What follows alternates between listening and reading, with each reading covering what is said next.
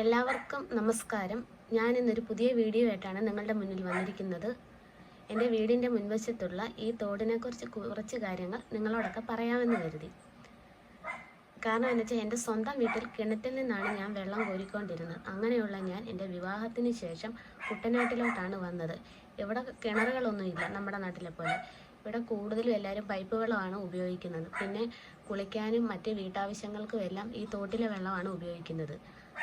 ഒരു 6 മാസത്തേക്ക് ഈ വെള്ളം നല്ല വെള്ളമായിരിക്കും. അത് കഴിയുമ്പോൾ കൃഷിയുടെ സമയമാകുമ്പോഴത്തേന് കണ്ടത്തിൽ വെള്ളം കയറ്റുന്നതിൻ്റെ ഇറക്കുന്നതിൻ്റെ ഭാഗമായിട്ട് വെള്ളം കലക്കവെള്ളമൊക്കെ ആകാറുണ്ട്. അപ്പം നമ്മൾ വെള്ളം തെളിയുന്ന സമയത്തൊക്കെ ആയിരിക്കും തുണിയൊക്കെ അലക്കുന്നതും മോട്ടർ അടിച്ച് കയറ്റുന്നതും ഒക്കെ. പിന്നുള്ള എനിക്ക് വെള്ളത്തിൽ ഇറങ്ങിയിട്ടുള്ള അബദ്ധം പറ്റിയത് എന്താണെന്ന് വെച്ചാൽ, കല്യാണത്തിന് ശേഷം ഞാൻ ആദ്യമായിട്ടാണ് പാത്രമൊക്കെ കഴുകാൻ വേണ്ടി ഈ കടവിലിറങ്ങിക്കഴിഞ്ഞ് പാത്രമൊക്കെ കഴുകി നമ്മുടെ വീട്ടിൽ കഴുകുന്ന അനുസരിച്ച് സാധാരണ രീതിയിൽ പാത്രം കഴുകി പാത്രത്തിൽ ചെരുവത്തിലോട്ട് പാത്രം എടുത്ത് വെക്കാൻ നോക്കിയപ്പോൾ എൻ്റെ കയ്യിൽ നിന്ന് തെന്നി 2-3 പാത്രം ഈ തോട്ടിലോട്ട് പോയി. അപ്പോൾ എനിക്ക് പേടിയുള്ളതുകൊണ്ട് ഞാൻ ഇറങ്ങിയില്ല. പിന്നെ ഞാൻ ഇവിടുത്തെ അമ്മയെ വിളിച്ചിട്ടാണ് തോട്ടിൽ ഞാൻ കഴുകിയ പാത്രം പോയത് മുങ്ങിയെടുത്തത്. അതുപോലെ തന്നെ നമ്മൾ തുണിയൊക്കെ അലക്കി കഴിയുമ്പോഴത്തേന് അലക്കുകയിലെ ചിലപ്പോൾ സോപ്പ് വെക്കുമല്ലോ, ആ വെച്ച് കഴിയുമ്പോൾ എന്ത് പറ്റുന്നറിയാം, അറിയാതെ കൈ മുട്ടി ആ സോപ്പ് വെള്ളത്തിലോട്ട് പോകും. പിന്നെ ഞാൻ ഒന്നേ അമ്മയെ വിളിക്കും, അല്ലേ ഇവിടുത്തെ അനിയനെ വിളിച്ചിട്ട് പറയും സോപ്പ് കടവിൽ പോയി ഒന്ന് എടുത്തു തരാമെന്ന് ചോദിക്കും. അങ്ങനെ എനിക്ക് കടവിൽ എന്ന് ഞാൻ ഇറങ്ങിയാലും എനിക്ക് എപ്പോഴും പണി കിട്ടാറുണ്ട്. പിന്നുള്ളൊരു കാര്യം എന്ന് വെച്ചാൽ, ഞാൻ പാത്രം കഴുകിക്കൊണ്ടിരിക്കുമ്പോൾ ഈ തോട്ടിൽ ഒരുപാട് മീനൊക്കെ ഉണ്ട്. കരിമീൻ, കൊഞ്ച്, അങ്ങനെ ഒത്തിരി മീൻ കിട്ടാറുണ്ട്. എനിക്ക് കിട്ടാറില്ല, വല വീശുന്നവർക്കും മീൻ പിടിക്കുന്നവർക്കൊക്കെ കിട്ടാറുണ്ട്. എനിക്ക് കൂടുതലും കിട്ടുന്നത് പാത്രം കഴിയുമ്പോഴത്തേന് മറ്റേ കാരിയനെയായിരിക്കും. കാരണം ഈ ഒരുമാതിരി മീഡിയം ടൈപ്പിലുള്ള കാരി ഒരുപാട് ഈ ചോറ് തിന്നാൻ വരും. അപ്പം ഞാൻ ഈ കഞ്ഞിക്കലൊക്കെ കൊണ്ട് കടയിൽ കഴിയുമ്പോഴത്തേന് കഞ്ഞിപ്പാത്രത്തിലൊക്കെ വന്ന് കാരി കയറും. അങ്ങനെ ഒരു പ്രാവശ്യം എനിക്ക് കാരിയുടെ കുത്ത് കെട്ടിയിട്ട് ഞാൻ ഹോസ്പിറ്റലിൽ പോകേണ്ട വന്നിട്ടുണ്ട്.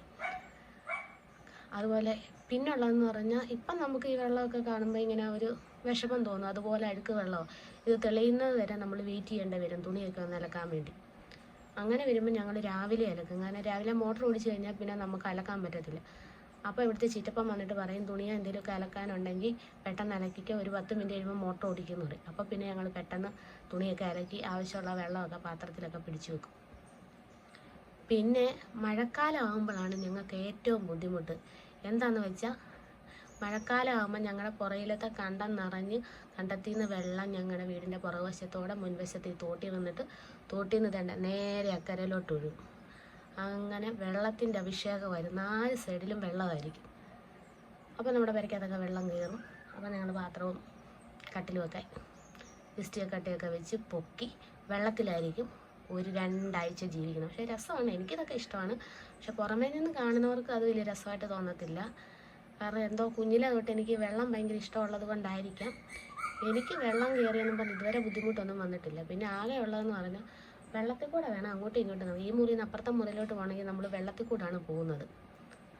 അങ്ങനെ വരുമ്പോൾ എൻ്റെ അമ്മ എന്നെ വിളിച്ച് പറയും, വെള്ളപ്പൊക്കം വരുമ്പോഴേ വിളിച്ച് പറയും, 2 ആഴ്ച ഇവിടെ വന്ന് നിന്നു, വെള്ളം കുറഞ്ഞിട്ട് പോയാൽ മതി. അപ്പം ഞാൻ പറയും, 2 ആഴ്ച കഴിഞ്ഞാലും ഞാൻ ഇങ്ങോട്ട് തന്നെ അല്ലേ വരേണ്ടത്, അതുകൊണ്ട് ഞാൻ വരത്തില്ല അമ്മ, ഞാൻ വരുന്നില്ല, ഞാൻ കൊച്ചുമായിട്ട് ഇവിടെ തന്നെ നിൽക്കത്തുള്ളൂ എന്ന് പറയും. അപ്പം അമ്മേനോട് പറയാൻ, നിൻ്റെ ഇഷ്ടം പോലെ എന്താണെന്ന് വെച്ചാൽ കാണിക്കുന്നത്. ഇതൊക്കെയാണ് എനിക്ക് ഈ തോടിനെക്കുറിച്ച് നിങ്ങളോട് പറയാനുള്ള എൻ്റെ കുഞ്ഞു കാര്യങ്ങൾ. ഇനി ഞാൻ വെള്ളപ്പൊക്കം വരുവാണെങ്കിൽ നിങ്ങൾക്ക് വേണ്ടി അതിൻ്റെ വീഡിയോ എടുക്കുന്നതായിരിക്കും. ഞങ്ങൾ ഏറ്റവും കൂടുതൽ ടെൻഷൻ അടിച്ചത് നമ്മുടെ 2018 വെള്ളപ്പൊക്കമായിരുന്നു.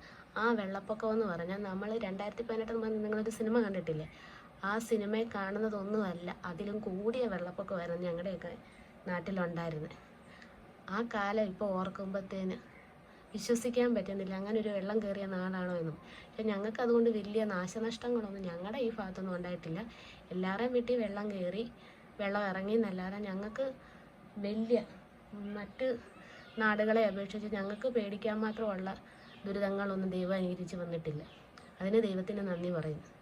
എന്തൊക്കെയാണേലും ഈ കുട്ടനാടും ഈ കടവും ഈ പാടവും ഇതൊക്കെ എനിക്ക് ഒരുപാട് ഇഷ്ടമാണ്. പിന്നെ ഞങ്ങളുടെ നാട്ടിലെ ഏറ്റവും വലിയ പ്രത്യേകത എന്ന് വെച്ചാൽ, എല്ലാ വീട്ടിലും ഓരോ മാവ് വെച്ച് കാണും. എൻ്റെയൊക്കെ കുഞ്ഞിലെ ഞങ്ങൾക്ക് വീട്ടിൽ മാവൊന്നുമില്ല. അപ്പം ഞങ്ങൾ ഞങ്ങളുടെ കുഞ്ഞിലെ കളിക്കാനൊക്കെ പോകുമ്പോൾ അപ്പുറം ഇപ്പുറമുള്ള മാവ് കാണുമ്പോൾ, മാങ്ങ കാണുമ്പോൾ ഒരുപാട് കൊതിച്ചിട്ടുണ്ട്. അപ്പം ഞങ്ങളുടെ കൂടെയുള്ള ആമ്പിള്ളേർ ആരും കാണാതെ മാങ്ങയ്ക്കിട്ട് കല്ലെറിഞ്ഞ് മാങ്ങ താഴെ വീണ് ആ മാങ്ങ എടുത്തുകൊണ്ട് ഓടുമ്പോൾ അതിൻ്റെ ഉടമസ്ഥൻ ഞങ്ങളോട് കുറേ വച്ചത്തി വഴക്കൊക്കെ പറയും.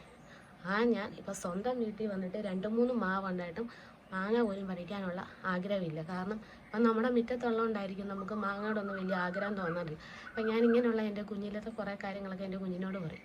അപ്പോൾ അവളൊക്കെ ചോദിക്കും, അമ്മേ അന്നത്തെ കാലത്തൊക്കെ അങ്ങനെ ആയിരുന്നു എന്ന്.